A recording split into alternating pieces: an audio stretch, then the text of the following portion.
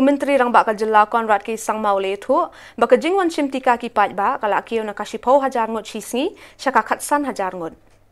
Habe kren ki nong thokot khubor barlal pathai khubor Menteri rang ba ulaong bola khmi lenti ba ka jing ai Tika kan Kiew shaka arpho 1000 ngot shisngi ha gani ka tayaw ka banwan balada ka long kumni la kumno ka Jylla kan sala bante la kam yu khnyang jing pang corona. So those were the basic decisions, but as I was mentioning, slowly we are seeing that there is a sense of more relaxation happening.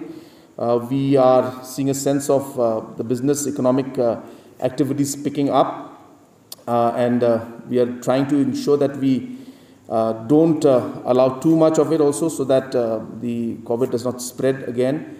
We are focusing a lot on the vaccination. We are touching 15,000 vaccinations per day.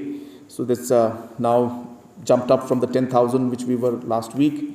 And we hope that by next week we should be able to touch the 20,000 figure. If that happens, then that will be a very positive thing.